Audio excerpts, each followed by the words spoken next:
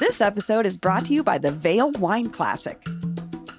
Head up to the mountains for this beautiful celebration of international wines and spirits, as well as Colorado's home favorites like Carboy Winery, Outer Range Brewing, and Woody Creek Distillers. Going down August 6th through the 8th, this big wine event features programming such as sommelier-led wine hikes, paired lunches and dinners at Vail's top restaurants, and an exclusive sunset showcase called Best of Fest, featuring 90-plus rated wines overlooking the Gore Range. Ticket prices go up as it gets closer to August, but you can save money right now by buying sooner. Just use code CITYCAST at checkout for $10 off. For tickets and a full schedule, visit vailwineclassic.com. And don't forget to use code CITYCAST for $10 off. This episode is brought to you by Denver Bike Fest. Check out Denver Bike Fest Saturday, June 13th from 3 to 9 p.m. at York Street Yards. This free, all-ages celebration of Denver's bike community brings you live music from Boys with Blue, Modern, and Yugs. Plus, drinks from Cohesion Brewing, 8 food vendors, and 50-plus bike partners offering demos, workshops, games, and so much more. Roll up to the fest and take advantage of the free bicycle valet from Z Cycle Shop. Oh, did I mention we will be there? Come hang out with CityCast Denver as we keep the fun rolling on the main stage. Learn more about the celebration and sign up to volunteer at denverbikefest.app. That's denverbikefest.app.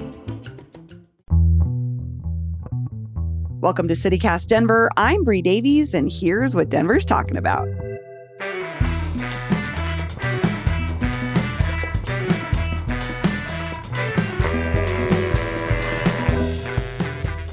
Today, we're opening up the mailbag to hear from you all, our lovely listeners, about everything from the Congressional District 1 Democratic primary to DIA's new impending walkways to which music festival we recommend this summer. Producer Olivia Jewell, hello. Hello. How's it going, Bree? Good. I love this when we get to do these shows because I love to hear from our people. We get to hear from our people. It's like we're just chit-chatting, It feels like a real conversation that way because we get so many great comments and so many great questions, and we're going to dig into all of those today. Yeah. Where should we start? What do you want to start with? I want you to answer. We got a Bree Davies directed question on the subreddit. Love it. Bree's not on the subreddit, but I will direct questions to her. So we got this to her and she will answer it and I will read it. It is from the user hot_coconut_8868. Thank you. Thank you very much. Hello, CityCast community, and more specifically, Bree Davies. If you're here, she's here now.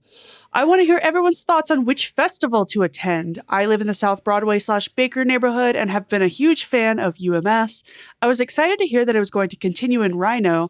That said, the lineup came out and it did not excite me. The national headlines don't stand out to me like they did in the past years, and they are now missing most of the local bands I really like, since those bands are going to be playing at Blucifer's Rodeo. I am now torn. Should I stay local to support my favorite local bands, or should I attend UMS and Rhino to test out this new iteration of the festival? 4 question marks. Which do you all plan to attend?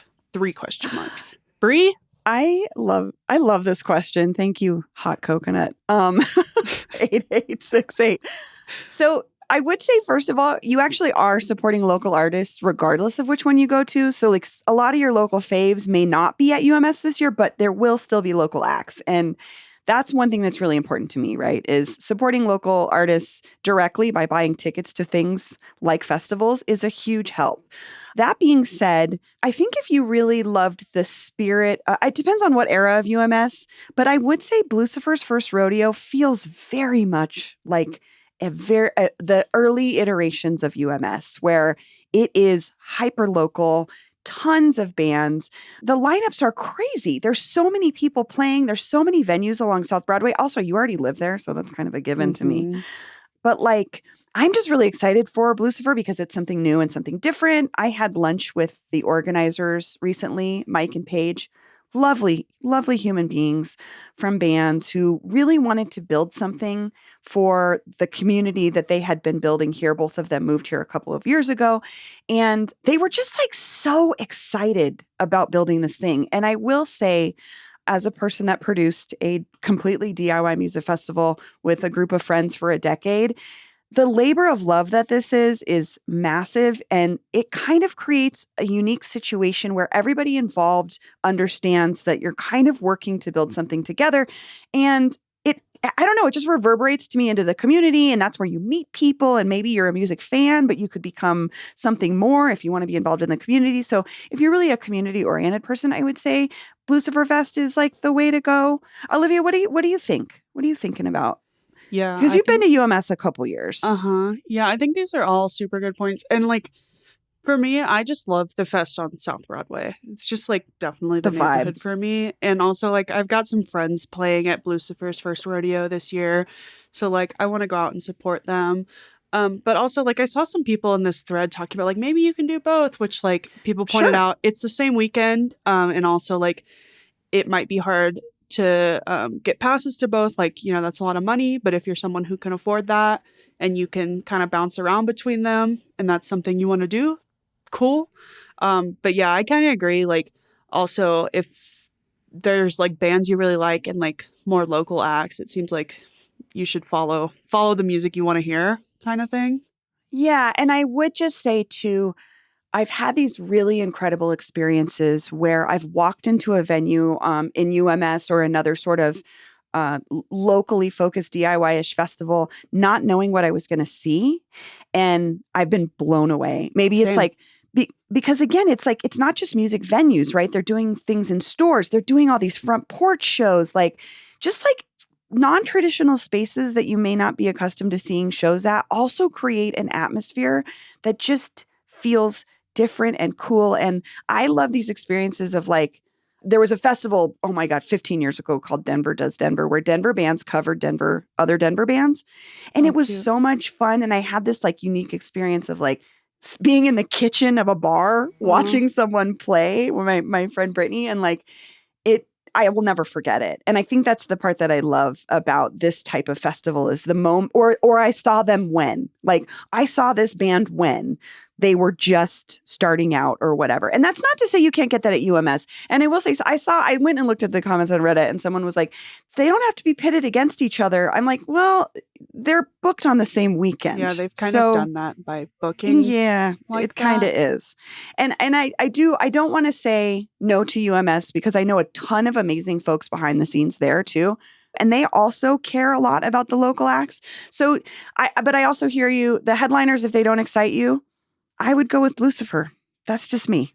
That's my thought. Check out something new. You're going to be doing something for the first time. Yeah. Everybody's going to be doing something for the first time, which is really cool.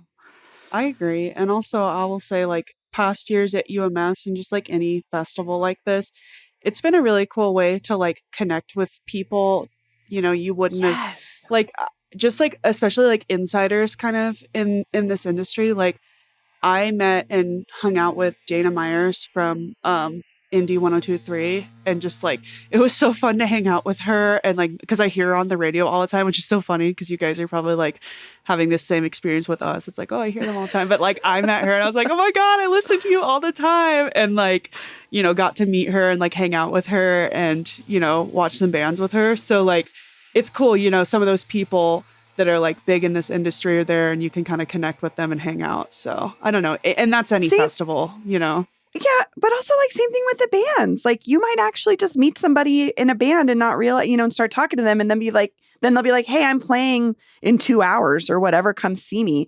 But I do think that's a little bit more of a natural thing that happens at these smaller festivals.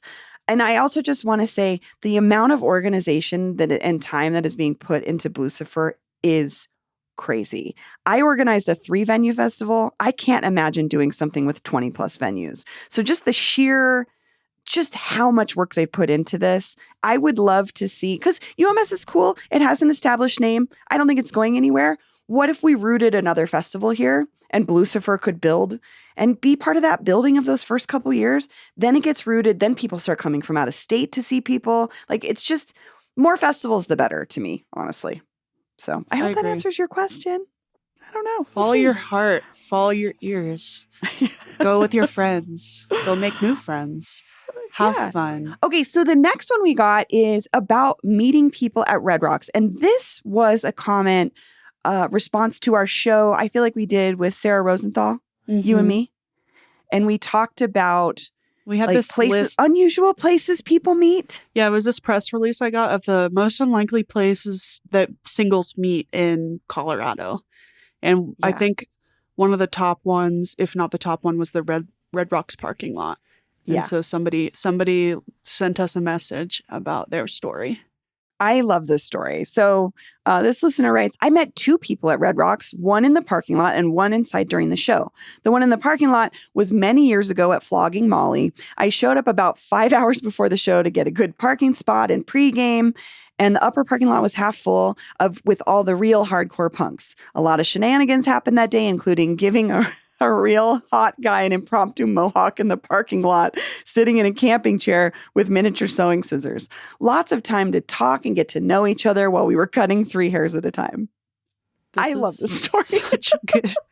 This is hilarious. This is also like, as a side quest queen, like would do. I dream of someone asking. I was the COVID hair cutter like of my group and family.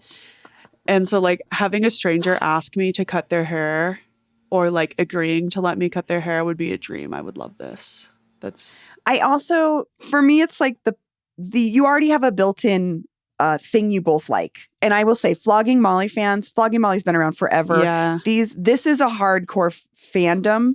And if you can lock in with somebody else who's a Flogging Molly fan, you're probably going to be friends forever. And one thing that I really love about this comment is like, we just sat and chatted with each other for hours. What a better way, not uninterrupted, like you've got a jumping off point. You've got something going on. You got somebody giving a haircut. There's so much going on to just create that natural like conversation. This made me feel a little differently about Red Rocks. I really appreciated this comment. Bree's going to go to a Red Rocks show and give someone a mullet or a mohawk. Yeah, this is a really nice meet cute. I do like this a lot. I want more Red Rocks meet cutes. Yeah, give us your meet cutes. Just restore our faith in humanity, honestly. Also the sewing scissors. So real. Crafty girls, so real. The visual of this is just like, I can see every piece of it. I can see this type of punk. Like, I love it. I would love like somebody to like paint this and like have 2 like really like punk looking people. And like just like this girl with these tiny scissors and this guy getting a mohawk. Like I can just see it, like the art of this. It'd be so cool. Anyway, sorry. So I'm commissioning that. If anyone wants to send that in, just go ahead, Denver@citycast.fm. Send us your image. Okay, we're going to take a quick break. And when we come back, we hear more from you, our listeners.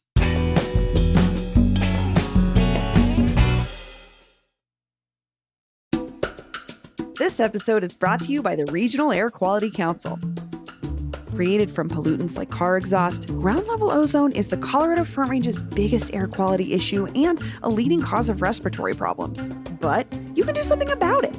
Take simple steps for better air this summer by carpooling and combining car trips to save gas, or by taking the bus or light rail to get where you need to go instead of driving. And when you're parked in parking lots, at the trailhead, or when picking someone up, be sure to turn your car off and don't let the car idle with the AC on. But hey, why not get out of your car altogether? Walk, bike, or scoot shorter distances, or maybe try one of those cool new black and turquoise Vio bikes and scooters that are popping up all around town. And did you know there's still a $225 state rebate on e-bikes? And the city of Denver also has its e-bike rebate opening again on July 7th. Want to know when it matters most to take these steps? Sign up for summer ozone alerts by texting Better Air CO to 21000, or sign up for emails at the Simple Steps Better Air website. Learn more ways to help improve our air quality on the Colorado Front Range at simplestepsbetterair.org. That's simplestepsbetterair.org. This episode is brought to you by Energy Outreach Colorado. Energy Outreach Colorado is a statewide nonprofit helping income-qualified Coloradans pay their energy bills. If you're having to make tough choices like paying utilities or putting food on the table, Energy Outreach Colorado is here to help and ease that burden. Programs range from utility bill assistance to emergency furnace repair to community solar and energy efficiency work. So what does that look like in practice? Well, Energy Outreach Colorado's crisis services keep electricity, gas, and heat running with immediate bill pay assistance. But they also focus on the long term by investing in energy efficiency, electrification, and affordability solutions like community solar, all to help prevent future financial risks for families and neighbors who need it most. Learn how Energy Outreach Colorado is creating affordable energy solutions for Coloradans at energyoutreach.org. That's energyoutreach.org. Okay, we are back. We are in the midst of primary season, and if you are a longtime listener of CityCast Denver, you know this is our bread and butter. We love to dig into the local politics of everything. And this Congressional District 1 race, currently a seat held by Diana DeGett. She has been reelected here 14 times since 1997 for this seat.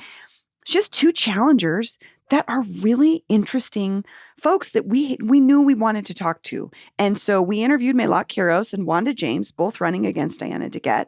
And we got a lot of comments about these. We also wanted to interview Diana DeGett, but we did. Has declined. She declined. So just so folks know, we tried. We really did want to also talk to her.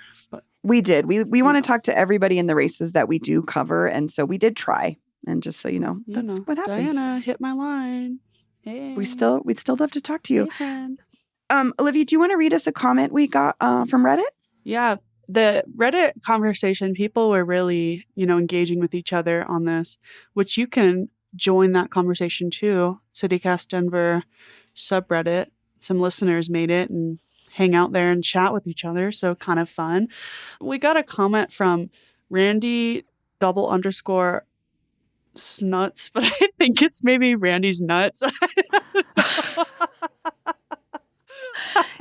These nuts. So, whatever you were going for there, Randy, I respect it. Anyway, I was very impressed by Malat Quiros. She has my vote.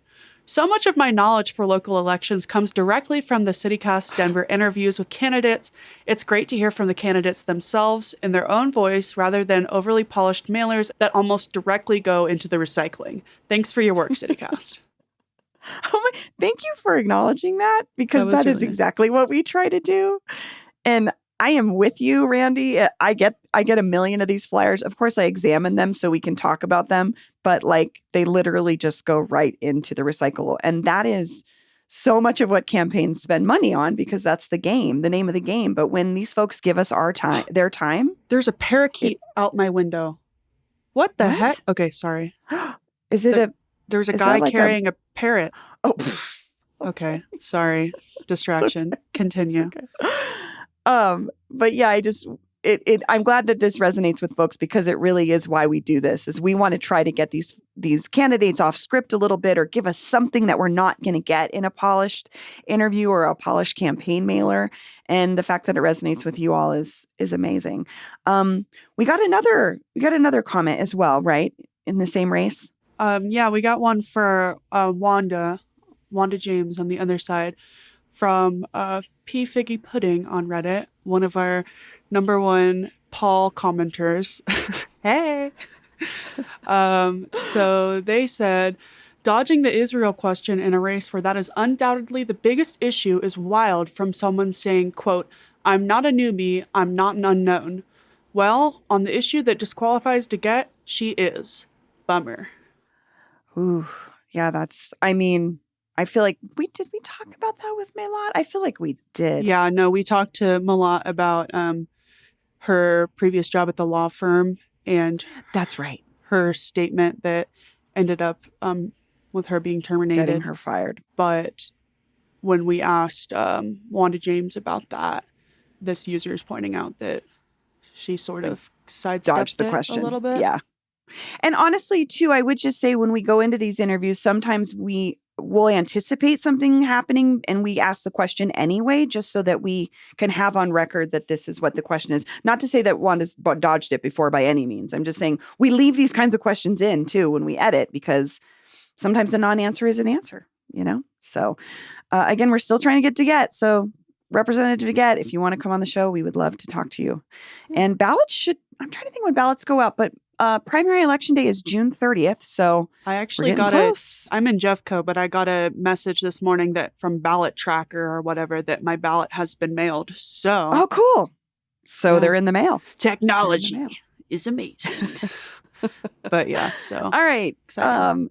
Next topic, we have a voicemail. This is about DIA finally installing walkways between concourses, which is something that has not actually been the case since the airport opened in the 90s. You had to take the train. And I think there's been some incidents recently where the train has not been super reliable. And this was a really interesting thing because, we all use the airport. But let's hear this voicemail. Hello, CityCasters.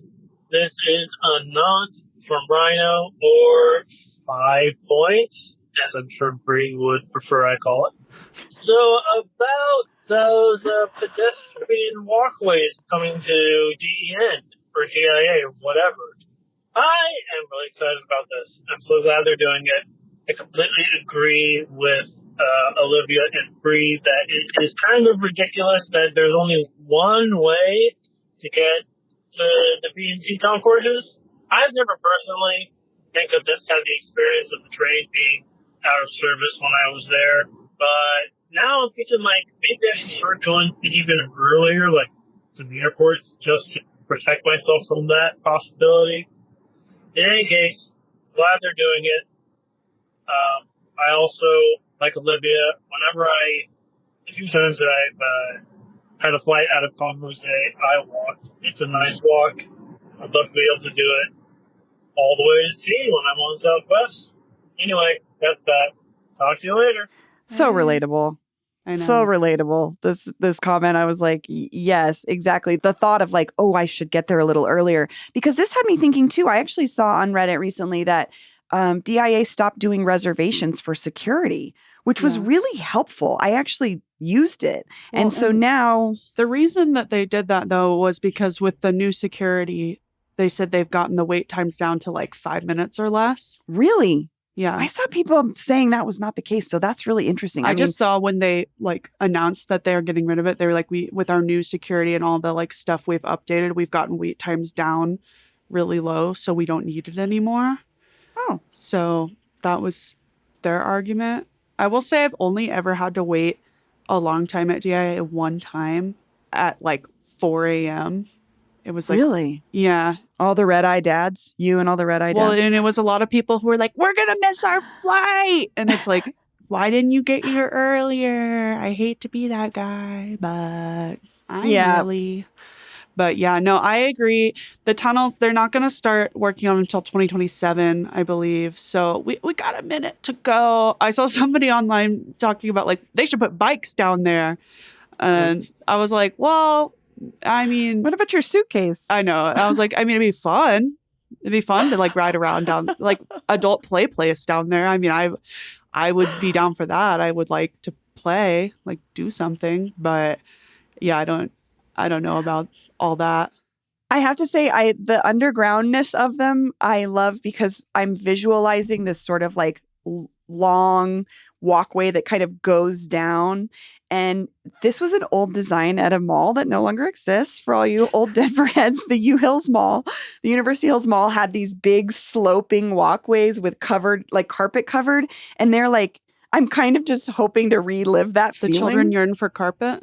I mean, kind of. And, but yeah, I mean, it does suck that they aren't getting built until 2027, but seriously. That's pretty I also love fast in the way of construction. Let's be honest here. I know. I was going to say, as a person who's a construction expert, as someone whose family does construction not a construction expert. Your family does. The most of your this family group, does construction for I a am living. the most expert out of the CityCast team, which There's are three of things us. you've learned from your parents. What was Scott and Vivian have shown you some things. I'm just saying. I did. Yeah, I think the other thing about the tunnels that will be nice is sometimes I'm baking in the airport a little bit, in that main area, because there's so much light, with all the windows and stuff. I'm cooking a little bit. I'm ooh, I got to take off my sweat, because I like to wear layers, when I'm flying. Sure, have a little for the pillow, plane. and I'm start cooking a little bit after I get out of security. So I'm it'd be nice to be able to go down to the dark tunnels and cool off a little down there. Go be a little urchin in the tunnels. I like that. So I'm looking forward to it. I agree. I want to walk. Thanks for writing in. Yeah. We like it. We love it. We love it. Ooh, we love it. We love it.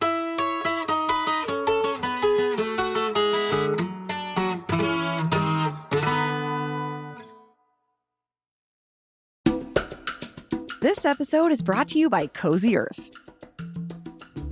Okay, where do I begin? I'm a Cozy Earth fanatic, and my family is too, especially my husband, because this man, he loves to sleep. I mean, he plays drums for a living. Do you work out for a living? I don't. I am what they call living a sedentary lifestyle. But this guy plays drums like a lot, all the time, and he plays them hard. So he's tired. So for Father's Day, the best gift we can give him? The gift of uninterrupted sleep. And no better way to do that than under the cool comfort of Cozy Earth's bamboo sheet set. Made from viscose from bamboo, these sheets really breathe, so no more sweaty nights. Plus, as the laundry lady of this house, I love these sheets because they look and feel luxurious, but I can throw them in the wash and the dryer like a million times, and they still come out looking amazing. Not that my husband cares about that part, but you know, he does appreciate a clean sheet.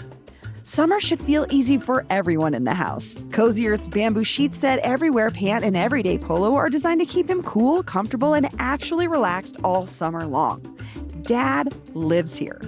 Head to CozyEarth.com and use our code CozyDenver for an exclusive 20% off. That's code CozyDenver for an exclusive 20% off. And if you see a post-purchase survey, mention that you heard about Cozy Earth right here on CityCast Denver. Okay. Our last section of comments is related to this awesome thing that we're doing called Bike Fest, Denver Bike Fest. We're part of this coming weekend. Olivia, before we get into these comments, Saturday. Give us a little deets. Okay. Saturday from 3 to 9 p.m., York Street Yards. I'm going to be there on stage, emceeing, saying stuff, trying not to get booed off the stage. And it's going to be awesome.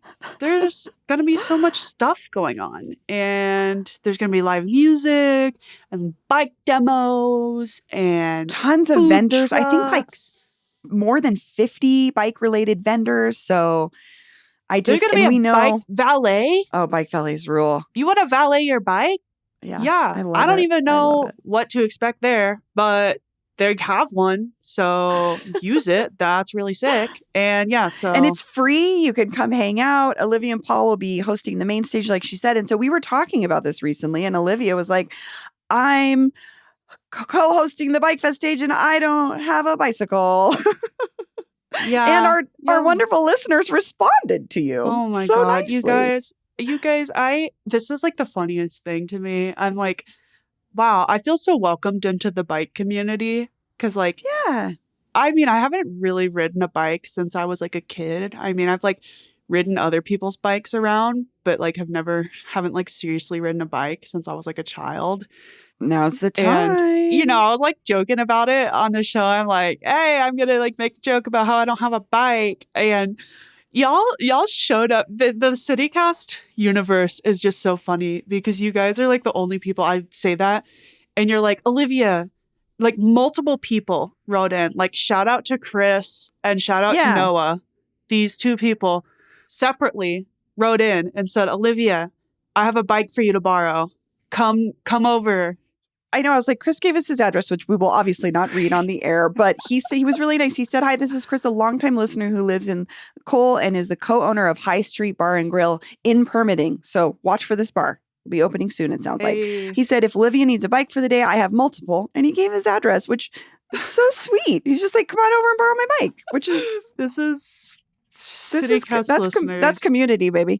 Guys. And then I want to read a little bit of Noah's comment. He sent a picture in case you want to borrow his bike. Noah is also the listener. He's a neighbor who you might have filled out he did for his like master's thesis. He had a survey on biking stuff that we had in our newsletter a few weeks ago. Right. So some of y'all might know him from that and might have helped him with his research on that. So full circle. Yeah, he said he bought a bike for $40 a couple years ago for a trip to Europe.